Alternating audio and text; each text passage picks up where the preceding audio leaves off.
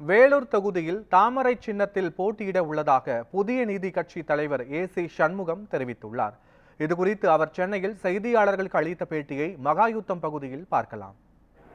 வேலூர் பாராளுமன்றத்திலே புதிய நீதி கட்சி போட்டியிடுகிறது.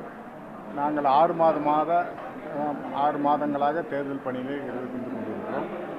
தாமரை சின்னத்திலே ஒரு 15 வேட்பாளர்கள் தேர்தல் களத்திலே இருந்து கொண்டிருக்கிறார்கள். எப்படிப்பட்ட சூழ்நிலையாக இருந்தாலும் குறைந்தது 20 இடங்களையாவது தாமரை தமிழ்நாட்டிலே வெற்றி பெறும். சார், இப்போ வேலூர் நாடாளுமன்றம் கடந்த தேர்தலில் 7000 சில்லற வாக்கு வித்தியாசத்தில் தோற்றுருக்கீங்க. இப்போ மறுபடியும் அதே தொகுதியில் நீங்கள் தேர்ந்தெடுத்திருக்கீங்க. எப்படி வெற்றி வாய்ப்பு?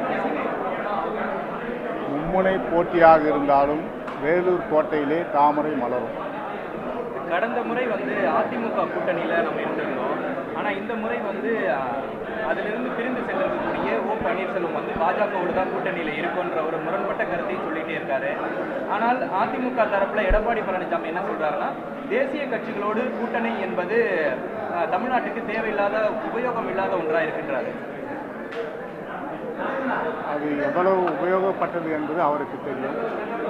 அடுத்தது தமிழ்நாட்டிலே இன்னும் 1 மாத காலம் இருக்கிறது தேர்தல் அறிவிப்பு வருவதை. அதுவரை எந்த மாற்றமும் எந்த நிகழ்வுகளும் வரலாம்.